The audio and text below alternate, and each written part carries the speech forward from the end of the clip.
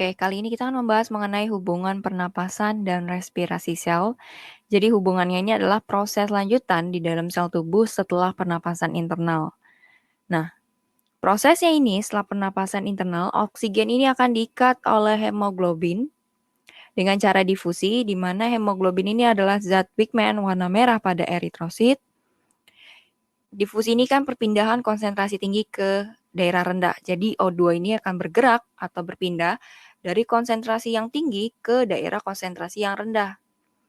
Nah, bergeraknya ini dari alveolus menuju pembuluh kapiler.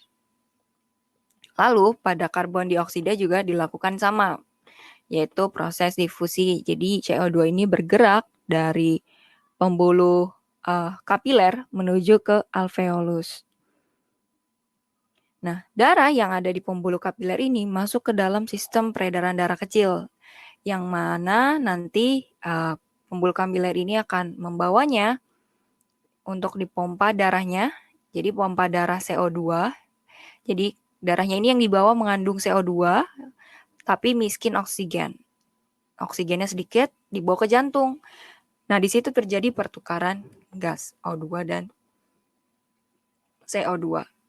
Nah, O2-nya ini akan diedarkan ke seluruh tubuh.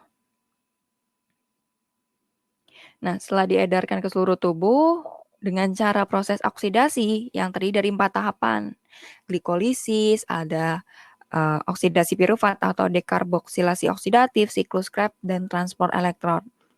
Nah, mereka ini, keempat tahap ini membutuhkan oksigen dalam prosesnya, sehingga menghasilkan ATP yang digunakan sebagai energi untuk aktivitas sel. Nah, di mana sistem pernapasan ini kan terdiri dari 2 jenis. Ada secara eksternal atau internal. Jadi pernapas ini adalah kegiatan yang dilakukan suatu organisme untuk menghasilkan energi dari hasil metabolismenya. Nah, terbagi menjadi 2 jenis. Yang pertama adalah eksternal. Eksternal ini pernapasan yang meliputi pengambilan O2, ya, oksigen, dan pengeluaran karbon dioksida beserta zat sisanya adalah uap air. Sedangkan internalnya ini setelah proses pertukaran oksigen, jadi di dalam sel itu sitoplasma dan mitokondria akan mengolahnya menjadi ATP dengan 3 cara tersebut, yaitu ada glikolisis dan dekarboksilasi oksidatif, lalu siklus Krebs dan transport elektron. Nah, jadi hubungan respirasi dengan kelanjutan respirasi sel, jadi ada hubungannya ya. Hasilnya itu O2 ini akan diolah melalui 4 tahap, ya. Jadi didistribusikan ke sel tubuh itu dalam bentuk ATP. Jadi ada hubungannya respirasi sel dengan sistem pernapasan.